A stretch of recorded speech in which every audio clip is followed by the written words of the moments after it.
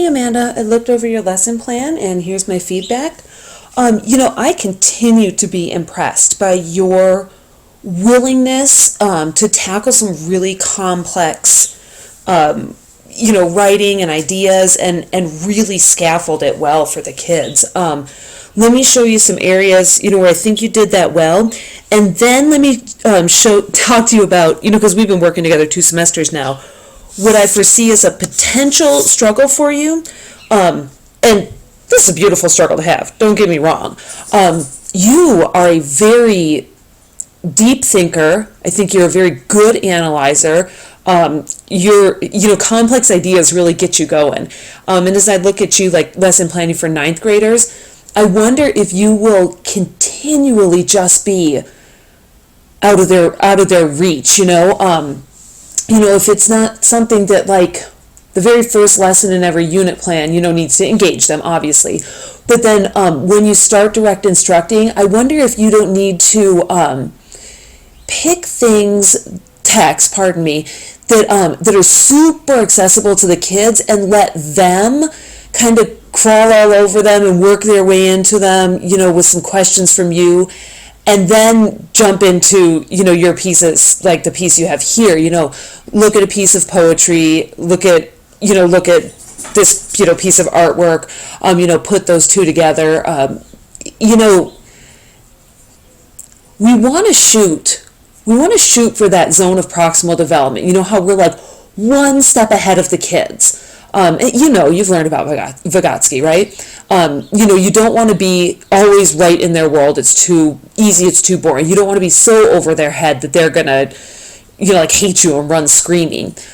But I wonder, and I've wondered this for a long time, if continually functioning in that zone of proximal development that's one step ahead of them, if it doesn't tire them out a little bit, and how sometimes there are these moments where we need to dip back into their realm and give them something, it's for like an efficacy purpose. I talked to you guys last semester about using children's literature.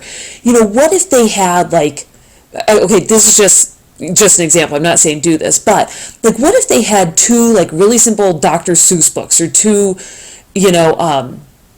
oh God, I don't know if you know the children's author Peter Reynolds. I love his books. But 2 children's texts that were really simple and that were like totally blatantly connected.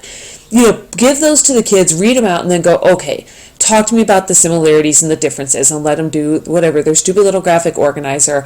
So it's like, oh, good, see, you guys can do this. It's so straightforward. It's so easy. You've got it. And they're like, oh my God, we can do this stuff with one hand tied behind our back, blah, blah, blah. And you're like, excellent, good, you're ready for the next step, let's go. And always letting them know that you're going to be where they are, and then you're going to challenge them. You're going to be where they are, you're going to challenge them. That's really something I've been thinking about a lot lately. It's not something that I've really necessarily shared with your class, but I think I would like to have some conversations with you about that kind of teaching, because you're always willing to dig into the complexity. So, sorry, I'm rambling. Let's jump into your lesson plan. Okay, here we go.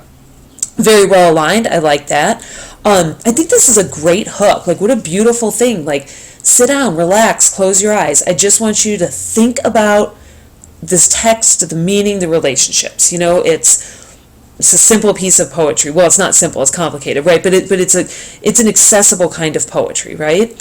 And then you give them opportunities to share. So you've got this really beautiful back and forth, like this well-timed teacher talk, student talk, teacher talk, student talk, where you're not pressing people to share things, but you're giving them the room to do that. And it's a very nice back and forth flow that you have.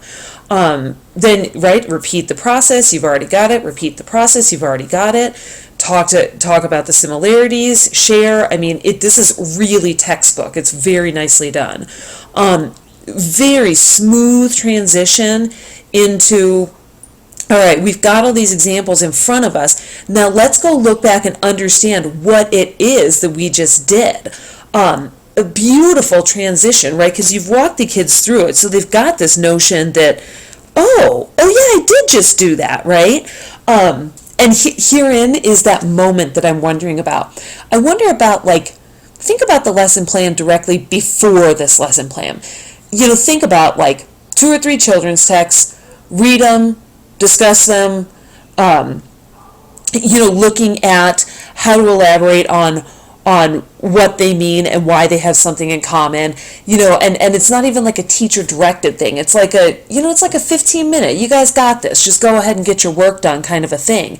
And then you come in the next day and you do this lesson plan, listen to the poem, look at this other piece, look at this other piece. And I don't even know that you would have to say to them, we're going to do the same thing that we did yesterday with a more complex text, right? That's my teacher brain. My teacher persona is, let's just do this, right? You guys got this.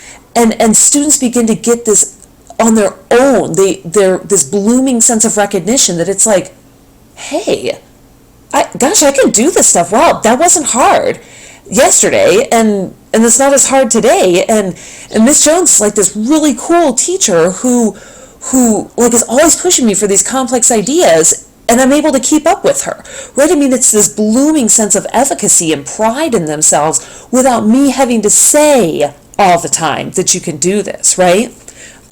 Talk to me about this if this isn't making sense. Maybe I've had too much coffee. I don't know. All right. So beautiful transition in there. And then beautiful gradual release to the students. We're going to do this first one together, read it aloud. I'll show you like what I'm, do my think aloud. We're going to do the second one where I'll note take, but you guys are giving me the information now, in your guided practice here. And now go ahead, we've done it twice together already. You've got this. Go ahead and work on the third piece on your own and justify it just like we did with these think alouds here. And the beautiful thing about that independent practice inside of class while you're right there is that you can walk around and talk to students and how's it going? That's really interesting. Oh, I haven't seen anyone else write that. Hey, are you stuck? Where are you stuck? Well, that typical thing that kids do. I don't know what to do. Okay, look at the example that I did. All right, the first thing I did was look at this.